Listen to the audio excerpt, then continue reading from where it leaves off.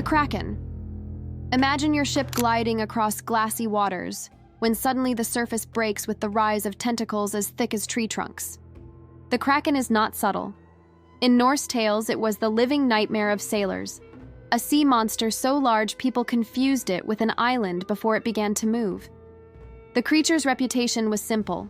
It dragged entire ships beneath the waves, splintering wood like twigs and pulling men into the black silence of the ocean floor. Yet what most people miss about the Kraken is that it was not only feared, it was also followed.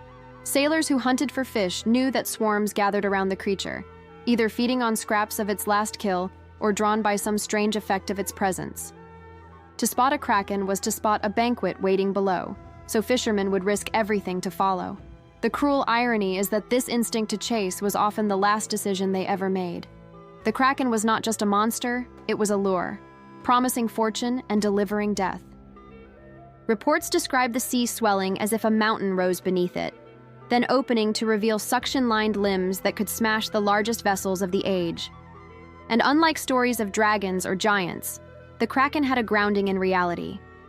Norway and Iceland were seas haunted by colossal squids, massive real creatures that may have sparked the legend, and the terrifying truth is that sailors did see tentacles break the surface, just not often enough to live and tell about it.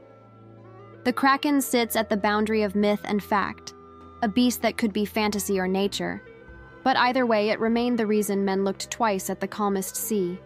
Leviathan. If the Kraken belonged to sailors, Leviathan belonged to scripture. It was the embodiment of chaos, the dragon of the deep that no man could subdue. Mentioned in the book of Job, Leviathan was described as a monster armored in scales, with eyes like the dawn and a mouth that could breathe fire. Fire, from a sea serpent, is one of those details almost erased in popular retellings. People imagine Leviathan as another giant eel, another whale of nightmare size, but the text gave it something greater, a paradox of elements, a creature of water and flame. The myth spoke of its skin being impenetrable, arrows snapping on impact, harpoons bouncing away, and its breath lighting the sea in sparks. To face it was to face the untamable wild itself, a reminder that the ocean was not made for man. In Jewish tradition, Leviathan was not only a terror, but also a prophecy. At the end of time, the righteous would feast on its flesh, its body becoming both judgment and reward. To eat Leviathan was to taste victory over chaos. Some rabbis described two Leviathans, male and female, one slain to prevent the world from being destroyed by their mating, the other kept alive for the final banquet. Others believed the creature's skin would be used to build tents for the faithful, turning the monster into shelter as well as food. So Leviathan was never just a beast. It was an idea of ultimate danger, holding back creation itself, chained until the final day. Charybdis. The name itself carried dread across the Mediterranean, a reminder that the sea did not need to invent monsters when it could turn the ocean itself into one. Charybdis was not imagined as a beast with a body, scales, and fangs, but as the very water given a hunger of its own.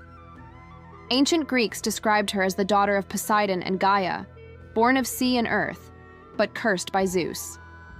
She was punished for flooding too much land in loyalty to her father, condemned to become the most terrifying hazard a sailor could face. 3 times a day she would drink in the sea, swallowing vast amounts of water into a bottomless gut, and 3 times she would vomit it back out. The result was destruction, whirlpools that could suck down entire ships, smashing them against rocks or dragging them to the ocean floor. To the Greeks, this was not a random natural disaster. This was a living presence, a spirit of punishment that turned a narrow strait into a death trap. Homer wrote of her in the Odyssey, where Odysseus faced the impossible choice between Charybdis on one side and Scylla on the other. But what is often overlooked is that Charybdis was not a chaotic force of nature only. She was a divine warning. Her cycles of swallowing and spewing symbolized an endless hunger that no ship could escape if caught. Mariners who mapped the Mediterranean genuinely feared certain narrow passages because they believed Charybdis lived there, waiting with her daily ritual of destruction. Unlike other monsters, she had no single body to pierce, no head to sever. She was the sea-turned predator, unkillable, a punishment woven into the tides themselves. For sailors without the favor of the gods, To glimpse the whirlpool was already too late. Sirens. In stories, their songs carried across calm waters, promising knowledge, beauty, or safety, whatever the listener most longed to hear. To speak their name is to recall countless ships dashed on rocks because men could not resist the music. But sirens were not born as mermaids with glittering tails. Early Greek art shows them as creatures with the head of a woman and the body of a bird, perched on cliffs, wings spread as they sang. Their power was not in brute force, but in a voice that bent the will. Sailors leaned from their ships, entranced, steering themselves to destruction without a fight. The strangeness comes from a detail rarely repeated. If a sailor resisted their song and passed safely, the sirens would die of shame. Their gift was also a curse, their survival dependent on their victim's weakness. When Odysseus faced them, he had his men plug their ears with wax and tied himself to the mast so he could hear without following. He survived, and the sirens, bound by their own nature, destroyed themselves. Later traditions softened them, blending them with mermaids, but the older image remains darker, less romantic, and more tragic. They were not lovers of men, they were executioners doomed to perish when outsmarted. To hear their song was to know your own desire could kill you, and to escape it was to doom the singers themselves. The sea carried many dangers, but few as cruel as a voice that promised everything you wanted and left you shattered on the rocks. Nereids. Say their name and you are not calling upon monsters but the shimmering daughters of the sea. In Greek mythology, the Nereids were the 50 daughters of Nereus, the old man of the sea, and Doris, a sea maiden. They were described as graceful maidens who rode dolphins, seahorses, and other creatures, appearing to mortals with flowing hair and garments that shifted like waves. Sailors imagined them as companions of Poseidon himself, attendants who moved through the ocean at his side. Most often they were seen as protectors, benevolent figures who would guide fishermen to safe waters or calm storms when prayed to with respect. Their names carried meanings tied to the ocean, like Galatea, she of the calm seas, or Amphitrite, who became the wife of Poseidon. But behind the image of beautiful sea maidens there was another side, one not as gentle. Some tales speak of Nereids who punished arrogance. Sailors who mocked them or failed to honor the gods could find themselves cursed with sudden storms, their ships smashed against rocks by the very hands they once thought were saving them. In certain islands, rituals were performed to honor the Nereids before voyages, a recognition that these spirits of the sea could bless or destroy depending on how they were treated. They were not only dancers on the waves, but guardians of divine order. A calm encounter might end with blessings of abundance, but an insult could awaken a storm from clear skies. That dual nature is what made them feared as much as loved, for the line between a saving hand and a drowning one was as thin as the surface of the sea. Ningyo. In Japan, the word conjures something far removed from the romantic image of mermaids. A Ningyo was a creature with the body of a fish and the face of a human, its appearance often grotesque rather than enchanting. Ancient records describe it as small, sometimes glowing, with a voice like a flute.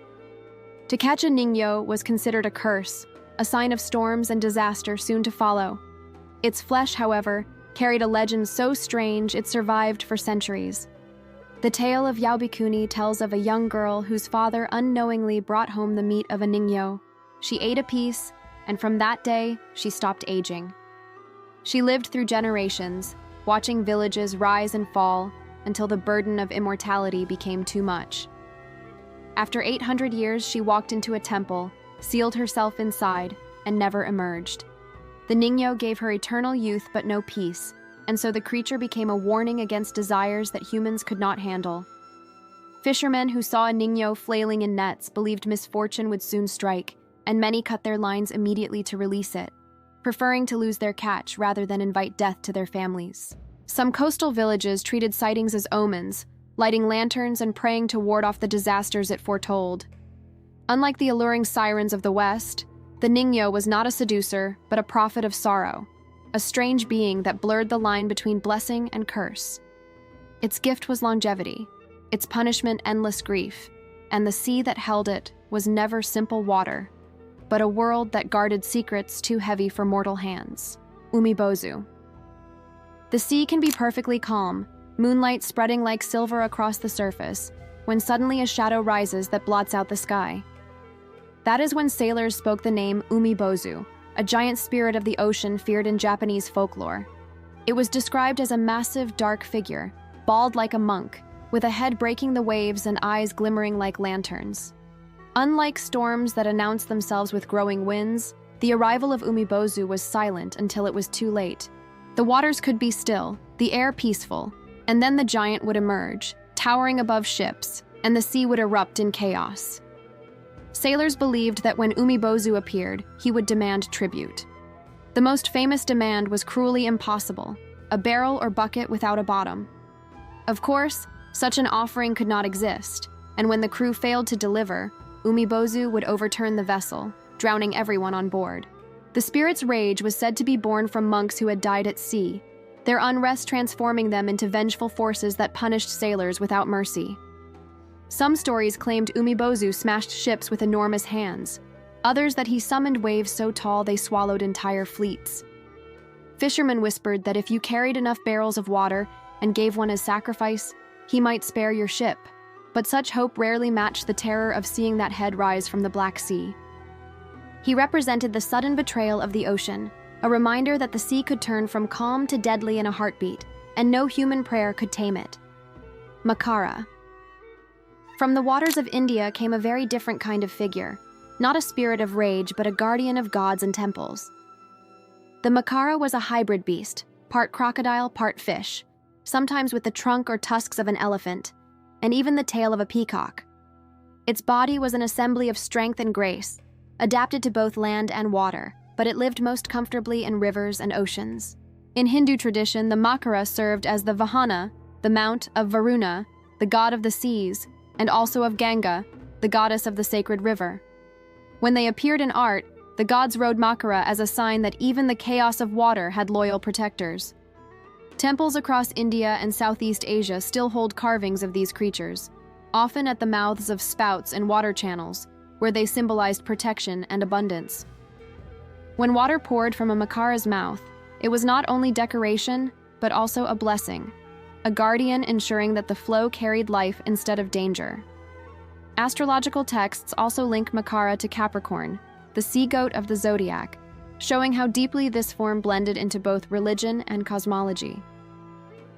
The Makara was not feared like Umibozu, but revered as a bringer of prosperity and as a defender against evil. Its strange combination of features, crocodile jaws with elephant trunk and fish body, was not seen as monstrous, but divine, a reminder that the sacred world did not follow human rules of appearance. To see a Makara carved in stone was to know that the gods watched the waters, and that rivers and seas alike carried protectors shaped in forms beyond imagination. Jormungand. The name belongs to the Midgard serpent, a child of Loki and the giantess Angerboda, cast into the sea by Odin because even the gods feared what it might become. As it sank into the ocean, it grew and grew until its body encircled the entire world, biting its own tail beneath the waves.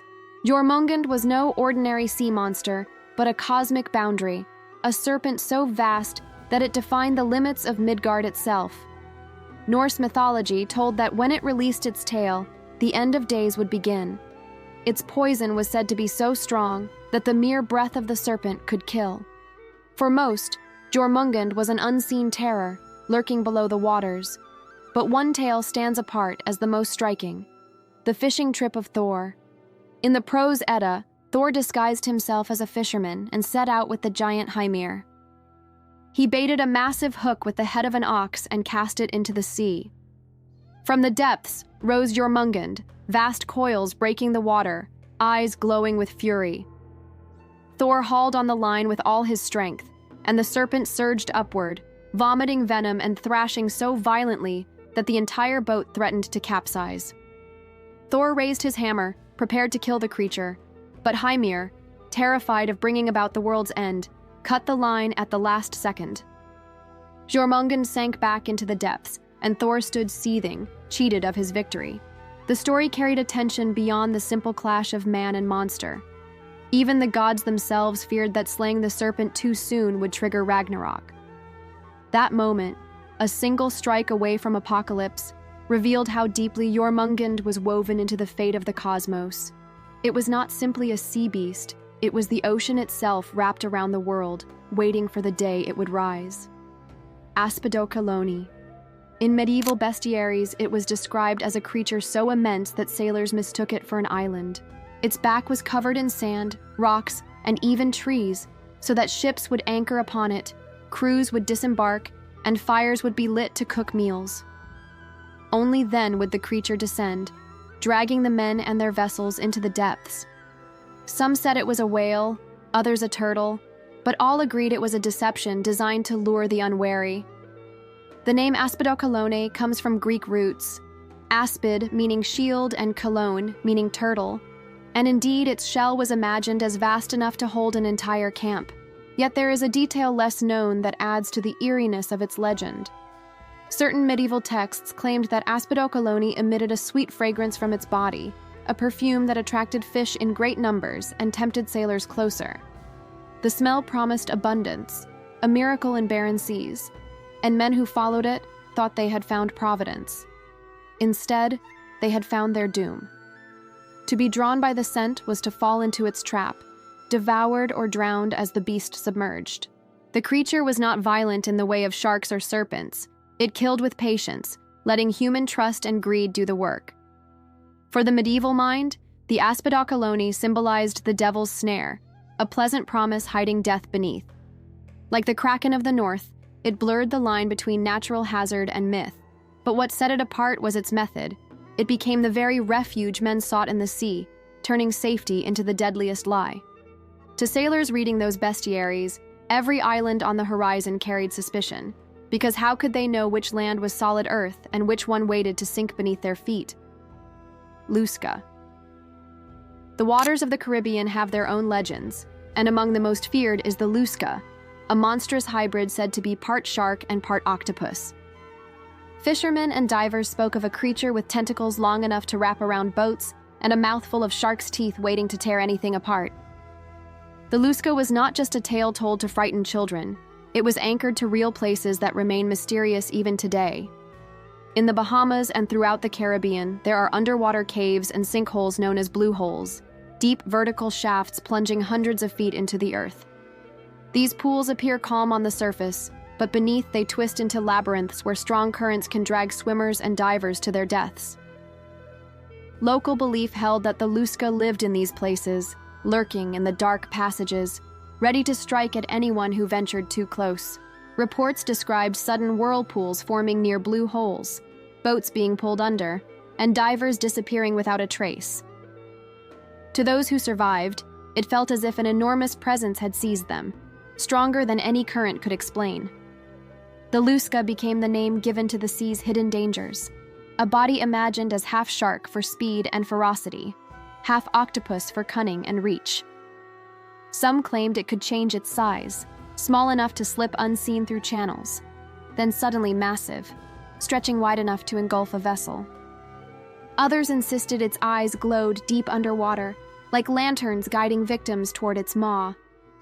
Whatever the details, the Lusca carried the truth of the Caribbean seas. Beauty on the surface, but darkness and death waiting below. Even today, blue holes remain treacherous, swallowing the unprepared, and every time someone vanishes into those depths, the legend of the Lusca grows stronger, because for many locals it is not a myth but the name of the thing that never lets go. Selkies. Far from tropical waters, in the cold seas of Scotland, Ireland, and the Orkney Islands, people told of beings that blurred the line between human and seal. Selkies were seals in the water, but when they came to shore, they could shed their skins and walk the land as men or women of haunting beauty. To see a Selkie dancing on the beach in human form was to witness magic, but their stories were often more tragic than wondrous. A lesser-known part of the legend explained how some men, upon finding the skin of a female Selkie left on the sand, would hide it away, forcing her to remain in human form. Trapped, she might become his wife, bear his children, and live among mortals, but her eyes would always carry sorrow, fixed on the waves where her true home waited. The moment she discovered her hidden skin, no matter how many years had passed, she would put it on and return to the sea, leaving behind family and life on land without hesitation. In some tales, the children she abandoned could hear her singing from the waves, a distant call that reminded them of the other world their mother belonged to. Selkies could also be male, seducing lonely women by coming ashore in human form, but always the bond was fleeting, broken when the seal skin returned to their grasp. These stories carried warnings about possession, about the futility of trying to chain freedom with force. They were also explanations for disappearances, for lovers who left without goodbye, for children who claimed their parent was not fully human. In every version, the sea was the true home, and land was only a place of exile. To encounter a Selkie was to know beauty and grief together, for no matter how close they came, they always belonged to the waves. Sirrush. Among the most enduring mysteries of Mesopotamia is the creature carved onto the famous Ishtar Gate of Babylon. The Sirrush, sometimes spelled Mushusu, was not a lion or bull like the other beasts shown there, but something far stranger. It had the body of a dragon, long and scaled, the hind legs of a bird, the forelegs of a lion, and the head of a serpent with a forked tongue. The image was repeated brick after brick, a proud emblem decorating the very entrance to the city of Babylon, which meant this was no minor invention, but a creature of high importance. To the people who passed beneath that gate, Sirrush was a guardian of divine authority, a beast connected to the gods themselves.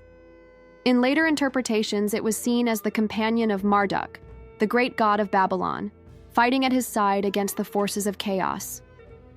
For centuries, historians believed it was symbolic, a myth stitched together from parts of animals known to the region. But there were also whispers in apocryphal texts that Sirrush was not limited to land.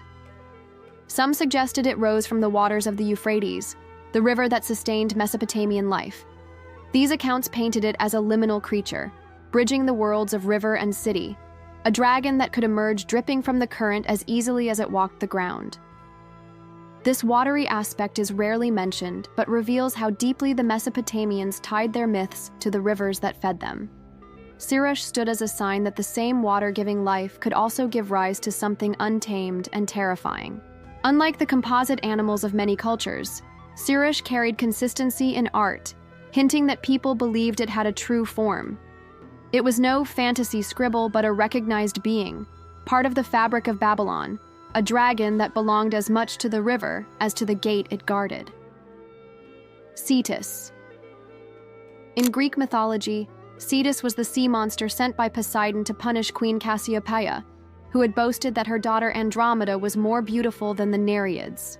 To satisfy the wrath of the god, Andromeda was chained to a rock by the shore, left as a sacrifice to the beast. Cetus was imagined as the devourer, the terror rising from the depths to claim her. Yet the image of Cetus shifted through centuries, and this is where the story becomes more curious. In some early depictions, Cetus was not a dragon-like monster, but a whale, a massive creature with jaws wide enough to crush men and ships alike. Other representations show it with the body of a fish and the head of a dog, a strange hybrid that defies simple classification. What never changed was its role as the embodiment of divine punishment, a beast that reminded mortals of the dangers of pride and defiance. The myth of Perseus rescuing Andromeda by slaying Cetus became one of the most celebrated tales of heroism in Greek lore, immortalized in constellations still visible in the night sky. The constellation Cetus was drawn not as a graceful sea creature but as a sprawling monster, reinforcing the fear it inspired. Sailors looked at those stars and imagined the waves below hiding the same threat. Cetus represented the ocean as a judge, carrying out the will of Poseidon with unquestionable force. The variety in its appearance is what makes it particularly fascinating, because it suggests that even the Greeks could not fully decide what shape the sea's terror should take. Whale, dragon, or dog-headed fish, the essence was the same: an unstoppable predator rising at the command of the gods. For every storyteller, Cetus was a reminder that beauty, arrogance, and punishment were threads woven tightly together, and that from the sea came monsters shaped by divine anger. Scylla. The narrow strait between Italy and Sicily was feared for many reasons, but above all because of the names Scylla and Charybdis. On one side lurked the whirlpool that swallowed the sea, and on the other rose the horror of Scylla, a monster whose very shape defied sanity. She was described with the body of a woman rising from the waist up, but sprouting from her waist and lower body were 6 monstrous heads attached to long, twisting necks, each lined with triple rows of sharp teeth. Her lower half was girded with snapping dogs, a cluster of fanged forms that writhed and barked as though her entire body was a fortress of predators. When ships tried to hug the rocks to avoid Charybdis' whirlpool, they fell into the reach of Scylla, who struck with speed, snatching men from decks and devouring them alive. Homer's Odyssey tells of Odysseus losing 6 of his strongest warriors to her in a heartbeat, each man dragged screaming into the gaping mouths above the surf. What few recall is that Scylla had not always been this terror. Some versions of the myth say she was once a beautiful sea maiden who drew the attention of the sea god Glaucus. When she rejected him, he sought help from the sorceress Circe, who, consumed by jealousy, poisoned the waters where Scylla bathed. The poison twisted her body, warping her into the beast that sailors came to fear. Her monstrous form was not her choice, but a curse born of envy and divine meddling. This detail gave her legend a tragic dimension, a reminder that the cruelty of gods could be worse than the wrath of nature. Scylla stood as both victim and predator, a figure who had lost her humanity, but not her place in the tales of terror that sailors whispered as they crossed dangerous straits. The sea has never been empty.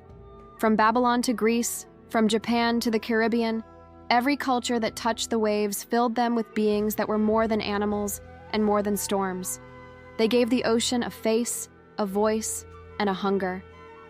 These 15 creatures that have risen here were not accidents of storytelling, but answers to the same ancient fear: that the surface of the water is a veil, and beneath it lies something vast, watching, waiting. Some of these monsters punished arrogance, some tested courage, some were omens of disaster, and others were guardians of divine order. Together, they remind us that the sea was not a highway to distant lands, but a realm of its own, alive and hostile, shaping myths as surely as it shaped coasts. Even now, in an age of maps and sonar, the deep remains unexplored, black and silent, carrying mysteries untouched. Myths gave those mysteries names, and those names still carry weight. Kraken, Leviathan, Umibozu, and all the rest endure, because they capture a truth larger than fact. The ocean does not belong to us, and it never will. To step on a ship was always to gamble with forces no human command could tame, and to face the sea was to fear its monsters even more than its storms.